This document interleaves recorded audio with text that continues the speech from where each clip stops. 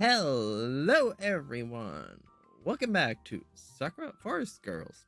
We are back with our next episode. So, last time we did have that. Yeah, a little thing I want to mention. I did have a different thumbnail, but YouTube said no, you don't. So, I had to take it. It's kind of gone now.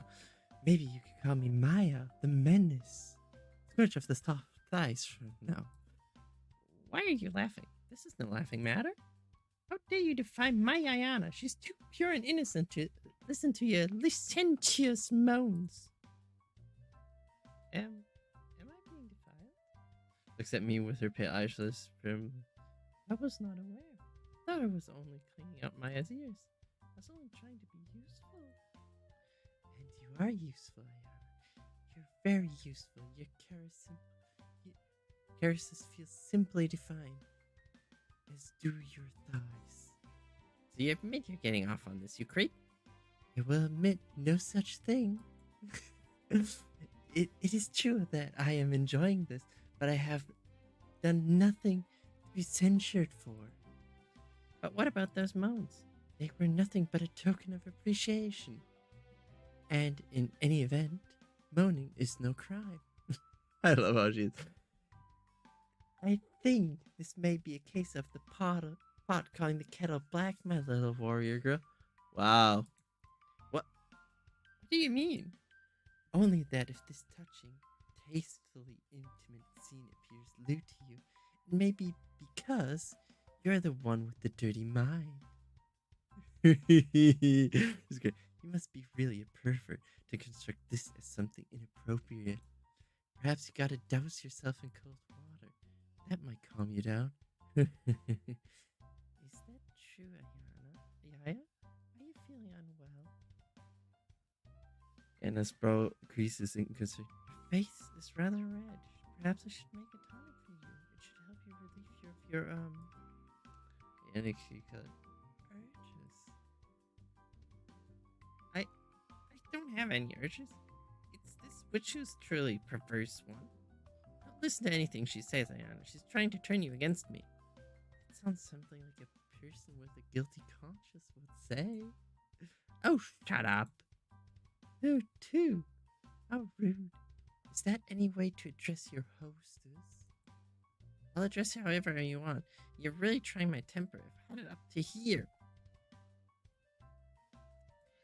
With you and your antics, I can't stand you. I turn my back on Maya sulking, storm outside. Anna calls after me, but I ignore her. Maya's driving me nuts. I really can't deal with her. Oh, so we have some kind of now, like, the deal with that witch? She's the worst. I sit outside, my arms wound around my knees. The sun has set since I made my dramatic entrance from Maya's home. Now the sky is full of stars. There's a gentle breeze which makes my ponytail flutter about my shoulder. It's soothing, but it does little to calm my nerves. I feel well and truly rattled. The witch knows how to get under my skin like nobody else. I have not known her very long, but she's already figured out all my weak points. Was she able to unearth my insecurities through magic, or am I so transparent it shows upon my face? I'm not so sure, but neither possibility is all that comforting. Jeez, I sigh. I know that witches are supposed to be inexplicable and aloof, but she takes it to a whole new level. I wish we didn't have to rely on her. I don't want to spend another second with her, but I can't storm off and leave Ayana behind. That wouldn't be very nice. I promise I would look after her. And we still need that witch to tell us where Coco is. I don't want to ruin everything. Why am I like this? I need to be more composed like Ayana is. I can't let that witch get to me. She's feeling really down. I inhale deeply, then count to 5. When I reach 5, I exhale, savoring the sensation of my lungs slowly deflating. Yeah, it's kind of like she knows that she should be concentrating on that, but if you have somebody who just boils your blood, you're just in a bad situation. Once I've expelled my breath into the lukewarm air, then I take another deep breath. I hold my breath in my lungs and count to 5. Exhale. Then inhale. I'm sitting perfectly still, but I feel restless all the same. I can't calm down. I keep thinking about all the things that witch said earlier. You are useful, Ayana. You're very useful. Your stars feel simply divine, as do your wonderful thighs. How dare she? I grab a fistful of grass in my right hand, squeeze it tightly enough to turn my palm green, and then throw the blades of grass into the air. They are swallowed by the breeze and soon scatter, lost in the night sky. How dare she take advantage of Ayana's kindness like that?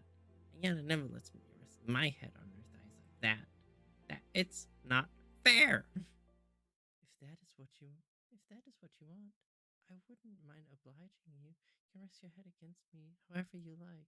What? I start surprised and whip around my eyes why I thought when I stalked off I mean my friend, but I doubt she'd want to talk to me, giving me no obvious state of distemper.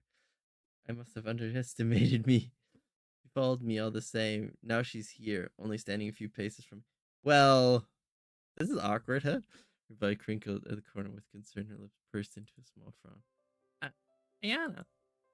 A hot blush rises to my cheek. Then I pray to the stars. It's dark enough they can't see it. I don't want to make my feelings too obvious. Though, according to Maia, they're so apparent. I might as well have them tattooed on my face. How long have you been here? Not very. How much did you hear? Only the part how you want to rest your head on my thighs. I'm glad Ayana checked, but she couldn't have picked a worse time to do it. Of course, she had to stumble across me in the most incriminating moment. I'm sorry. It's not like I want to rest my head on your thighs. You don't? No, there's no way. No, or well, I guess I wouldn't mind. It'd be kind of nice. I wouldn't want to make you uncomfortable, though. It wouldn't make me uncomfortable. My lap is always open to you. Whoa! That is it. Well, maybe we can try it some other time. You want to sit down? If you want me to. I think it would be nice, yeah? I need somebody to talk to other than myself. I don't want to come across as a total crazy person. It's fine. I don't think you're crazy. You're just passionate, is all. Isn't that a nice way of saying crazy? If you are crazy, then I must be too, because this crazy girl right here is my dearest friend in all the world. Diana sits beside me upon the woven rug, a small smile. So, I take it Maya upset you. It was that obvious, huh? Just a bit. Jeez. I sigh. I'm sorry for storming off like that. I don't know. It was very mature of me. I didn't want to make you worry, but it's just that witch. She's so infuriating. It's because she used me as a pillow? That's not the worst of she acts so smug like she's some kind of goddess and she keeps talking down to me. She's done nothing but make fun of me since we met her. I can't stand her. She hasn't been particularly polite, it is true, but you have been antagonistic towards her too. Don't you recall that you threatened to spit in her eye? Yeah, I guess, but she was asking for it. I don't know if anyone would want to be spat at. Anna frowned. I do not want to take sides in this matter, but I do not think Maya is bad as you seem to think. Perhaps you should give her a chance. She might be the only person who can help us find Coco. Yeah, true. Yeah, I know. We kind of have to rely on her. But it makes the situation even more rotten. I don't want to be in her debt. And not that she's done anything to help us just yet. Now there's an interesting thought. What if she has no intention of helping us? She might be toying with us. Seems like the sort of thing a witch like her would do. I would like to have the fate in her. There are far worse things she could do if she wished to torment us. She hasn't turned us into toads yet, has she? Well, maybe there's a slight mistake there. I guess that's one positive. It's a pretty flimsy one, though. Not turning somebody into a toad is the bare minimum you should expect from a hostess, really. I spoke to Maya after you left. She seemed somewhat guilty. She confessed that she might have gone too far, and she asked me to talk to you on her behalf. That she was sorry. Really? Or is my eyebrow? I find that very hard to believe. It is the truth. You know, you should know that I don't tell lies, not to my friends. I have never been anything but honest with you, Yaya. I guess you have a point. I look up to the night sky, my arms looped around my legs.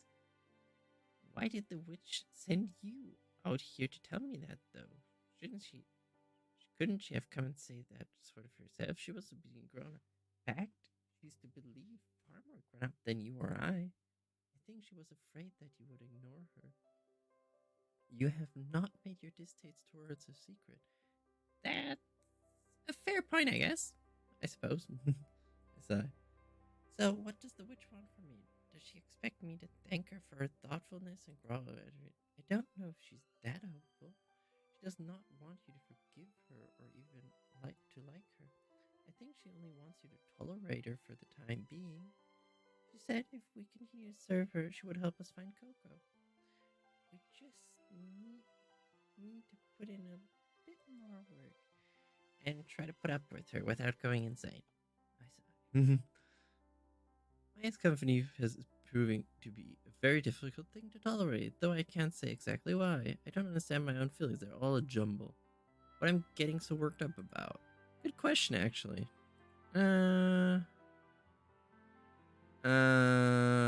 Good question, actually. I feel like that's kind of it, what really is, that she doesn't want to be left on. I guess that's the real issue. Ayana and Maya looked so close back in Maya, so I couldn't feel it left out. It'd be nice if we could all enjoy ourselves together, but I can't exactly tell Maya that. She teased me relentlessly. Not that she doesn't already. Well, I'm a tough warrior. I'm sure I can put up with it. Alright, fine. I'll try to play nice from now on. Though I can't make any promises. That witch is so aggravating. I really don't think she's as bad as all that. But thank you for being understanding. I appreciate it. Anna smiles and rises to her feet. She holds her hand to me, palm outstretched, and then softly says, "Shall we go back?" Yeah, let's go back together. I think if I'm with you, I'll be able to put up with that awful woman. You give me strength, Ayana. And you give me strength, too. Then let's keep doing our best. I take Ayana's hand in my own and let her pull me to my feet. When I'm with Ayana, I really do feel like I can do anything. Interesting. I am very sorry, Yaya. Can you forgive me for my wicked ways? That's how Maya greets me when I return her to her home. Bows her head, currently fixing me with a winsome wide eye. Like, I do enjoy teasing cute girls, as you may have been able to gather, but I find myself sometimes taking things too far. Gee, you think? I roll my eyes. I'm glad you decided to apologize, but you should have really reined yourself in when you had it the chance. Then you would have never upset me. I know, and I'm very sorry. I didn't mean to upset you, truly. I was simply overexcited. It is rare, you see, that I've guessed as cute as you and your little friend.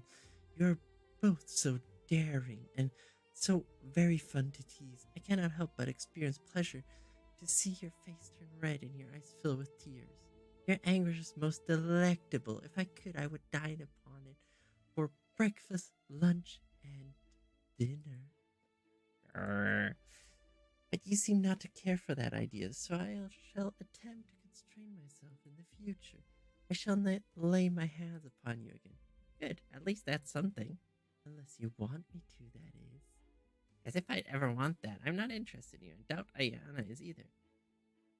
You don't like Maya, do you, Ayana? I don't dislike her. Why? Why, thank you. I am very partial to you too, dear. Don't get carried away. Ayana's just being nice. I doubt she actually cares for you. What about you, Miss White? Have your feelings towards me improved somewhat? As if. I snorted decisively.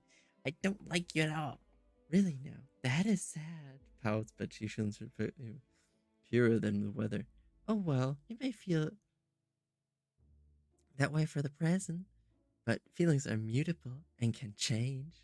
I am sure after spending a bit time in my company, you would grow to appreciate me. I can be quite the accommodating hostess when I feel like it. My giggles was making sure. Gross. My feelings for cute girls are not gross, and I shall never apologize for them. It is only natural to be attracted to adorable things. I shall keep my hands to myself, but I can't promise I won't make a few lecherous remarks every now and then. I hope you can forgive my foibles. I get so lonely, you see. That sounds like a you problem, I said. But I'll try to keep a lid on my temper. Yes, you do that, and I think the world would be vastly better place if people were more forgiving. Though, you may disdain me now, I'm sure within time we'll become the best of friends. Now, to seal our newfound pact, pops over to me like a bunny and then presses a kiss against my cheek. A quick fleeting kiss, even fainter than a breeze, makes me jump nonetheless. I catch a whiff of Maya's floral perfume, and strong enough to be overpowering. It makes my head reel. For such an existential kiss, it feels awfully intimidating. Why am I blushing? Hey! I drop back abashed, press a hand against my cheek where my eyes were planted. What? What's the big deal? I thought you would say you keep your hands off. I did keep my hands off. I did. I made no such promise about my lips, though. She's even. That's a technicality, and you know it. We witches are very good at explaining loopholes. I rub my cheek with my hand, look away, pouting. My face is still on fire. My heart is thudding like a drum. What could this mean? Maybe it wasn't that bad. No, probably wasn't. Gotta be honest about that one. Geez, what's the matter with me? I told myself I hated my hand. I still do, but that kiss didn't feel so very bad. Part of me might have liked it, but I'll never let her know that. I can't allow her to best me. Now, would you mind awfully if I asked you to stay here? I give you chores to do, but I won't work you too hard. You're my guests, not my servants. I will treat you with as much respect as I can muster. I guess that's fine if you promise to help us find Coco. I can't make any promises just yet, but I will consider it. If you assist me, I shall make it worth your while. Fold my arms across my chest. I'm declined to put my trust in Maya, but Ayana did ask me to play nice, and I wouldn't want to disappoint her. I guess I can go along with this for now. All right, you win. I'll stay here. Good. I am very happy to hear that. Clasps her hands together and beams with her. Please make yourself at home. I promise I'll take very, very good care of you, my little kittens. Okay. She has a plan. I'm weird. I lie beneath my covers that night upon a familiar floor in an unfamiliar room. The scent of Maya's home is a particular one. Unlike anything I smelled before, I can't quite place it. It's earthly-like soil undercut with a pungent, floral, maybe herbal aroma, so strong it makes me feel woozy. My legs and feet are itching from all the walking I've been doing. My head feels numb. I like to slip off to sleep, but rest refuses to come. I feel tense on the edge, alert to the slightest sound. I don't belong here. I don't feel safe here. Maya's earlier threat, though spoken lightly, were disconcerting all the same. They perturbed me. If you and I were come to blows, which I pray will never happen, I would not bother with physical extortion. I would use my magic to charm you and turn you into my slave. I could, in your enraptured sight, make you drop your spear upon the ground, or turn it on yourself, or even upon your little friend. My seething laughter echoes in my ears. Like a half-remembered lullaby, I can't shut it out. Even when I bury my head against one of the cushions Maya provided us, the cushion doesn't offer much comfort. Soft though it is, like everything else in Maya's home, it smells of her, of earth's secret and rich, potent perfume. Maya could really use her magic to make me her slave. I'm uneducated in the ways of magic. I have no idea. There's a chance she's bluffing. There's also a probability of she being serious. I'm not too sure she would really do that. She must know a lot of powerful spells if she has such a reputation. Stories have been told about her for years, decades even. Maya might look young, but I think she's far older than Ayana and I. Probably, I would say. Would make sense. How many years has she been alive? How many young girls has she taken into her home? How many has she taken advantage of? Good questions, all of them, but we can't answer. Perhaps she bathes in maiden blood.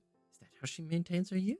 What the hell did we go in there? Your blood is important confidence, many feel the fresher the better. For all I know, there could be some kind of trap. She acted friendly enough, but in the moment I let my guard down, she could reveal her fangs. Thought makes me shiver. I can't help but worry that.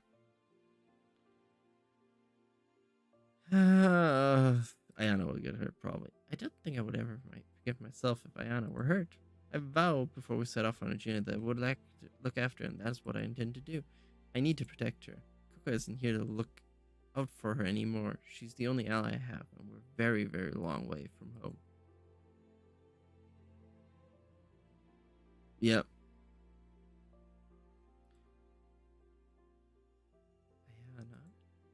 My shadowy profile is in her undergarments, already fast asleep, her face is inches away from my own. Pale lashes matted together. And with that, we're going to stop right here. So, thank you so much for watching. Like and subscribe if you want to. I hope to see you in the next one. Bye bye!